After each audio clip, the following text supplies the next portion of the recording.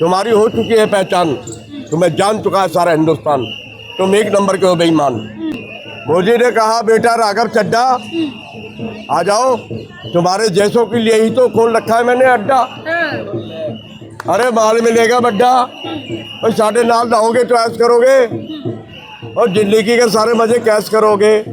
जब हमने रेल बेच दिया, तेल बेच दिया, अरे हमने बेच दिया हवाई अड्डा, ये सब कुछ बिकता देखकर खुश हो रहे जेपी नड्डा।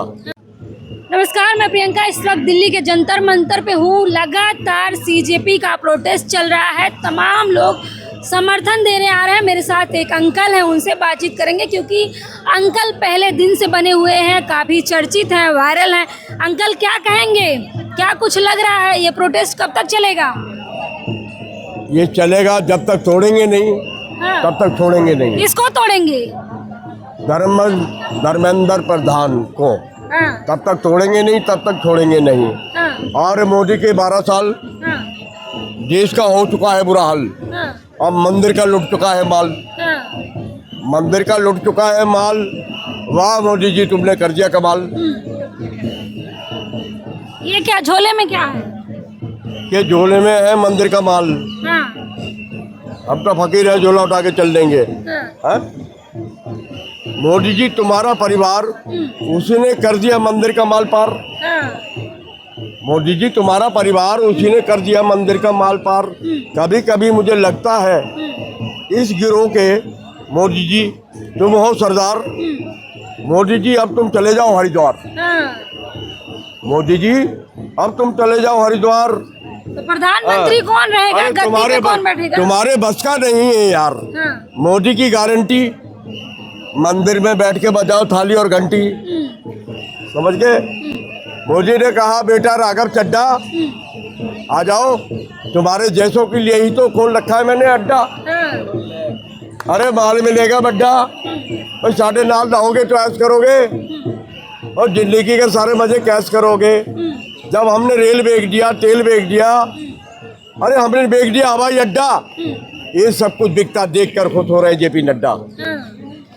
और हमें अच्छी तरीके से जानते हैं जेपी नड्डा, हमने खोल रखा है अड्डा। राघव चड्ढा से आप बहुत नाराज? हाँ, तो जो तुमने लगाए हैं मोदी जी यहाँ जुल्मों के डेरे, धन साथ ना जाएगा बने हो के लुटेरे। इंसान बनो, कर लो भलाई का कोई काम, दुनिया से चले जाओगे बस रह जाएगा नाम। समझ गए? अब मेरा हीरो था धर्मेंद्र, जो फिल्म के था अंदर। अब ये कौन सा है धर्मेंद्र जो शकल से लगता है बंदर? इसको लात मार कर करो जेल के अंदर। किसको? जिसका नाम है धर्मेंद्र, इस शकल से लगता है बंदर। ठीक है? और आपसे है प्रार्थना मोदी जी, इसको लात मार के करो जेल के अंदर। समझ गए? अंगूठी में जो लगे उसको रंगीला कहते हैं, और जो बच्चों को देखने नहीं आएगा उसे हम कमीना कहते हैं। जो इन बच्चों को देखने नहीं आएगा उसे हम कमीना कहते हैं।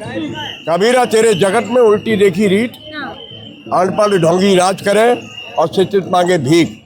जब से तुम गद्दी पर बैठे हो तब से हिंदू मुसलमान, हिंदुस्तान पाकिस्तान, मंदिर मस्जिद, बस यही बांट रहे हो ज्ञान, और जनता का भटका रहे हो ध्यान, और इसी चक्कर में मिल जाता है तुम्हें वोट का दान। तुम्हारी हो चुकी है पहचान, तुम्हें जान चुका है सारा हिंदुस्तान, तुम एक नंबर के हो बेईमान। मोदी साहिबान, तुम झूठ बोलने में हो महान, तुम्हारी सच्ची नहीं है जुबान, न सच्चा है तुम्हारा ईमान। कैसे कहे मेरा भारत महान? तुमने गरीबों को कहा जहाँ झुग्गी वहाँ मकान, और जनता ने समझा तुमको अपना भगवान। जनता ने समझा तुमको अपना भगवान। अब मिल जाएगा पक्का मकान, दिल खोलकर दे दिया तुमको वोट का दान। जब मिल गया तुमको वोट का दान, तुम्हारे पूरे हो गए अरमान, तुमने तोड़वा दिए गरीबों के मकान। तुम एक नंबर के हो बेईमान, तुम्हारी सच्ची नहीं है जुबान, न सच्चा है तुम्हारा ईमान। वोटिंग जीतने के बाद नेताजी निकलते हैं रोड पे सीना तान। रोड पे निकलते हैं सीना तान। नाराज हैं प्रधानमंत्री से? प्रधानमंत्री से सारी दुनिया नाराज है। ये सबका साथ सबका विकास, इसने कर दिया देश का नाश। ये सब कुछ है बकवास, इसलिए तुड़वा दिए गरीबों के आवास। अच्छा बोलिए। चाचा राघव चड्ढा पे क्या कहेंगे आप? तो राघव चुप हैं। चड्ढा हाँ, राघव चड्ढा पकड़ा गया 1000 के घोटाले में, हाँ, कहाँ? केजरीवाल की पार्टी में था जब। हाँ, 1000 के घोटाले में पकड़ा गया। अब उसने क्या करूं कहाँ जाऊं? तो मोदी ने कहा बेटा राघव चड्ढा आ जाओ, तुम्हारे लिए खुला है हमारा अड्डा। हाँ, हाँ, और माल मिलेगा बड्डा, हाँ, और 9.5 रहोगे तो ऐश करोगे, और जिंदगी के सारे मजे कैश करोगे। अरे बेटा राघव चड्ढा, हमने रेल बेच दिया, तेल बेच दिया हवाई अड्डा। हमें अच्छी तरीके से जानते हैं जेपी नड्डा। है तो हिंदू मुसलमान ना मैं बनूं हिंदू ना तुम बनो मुसलमान। आओ हमारे बच्चों, हम सब पहले बन के सब मिलके बने पहले इंसान, समझ गए। और मैं आखिरी में कहना चाहता हूँ, मोदी जी मैं क्यों करूँ बददुआ तुम्हारे मिटाने के लिए?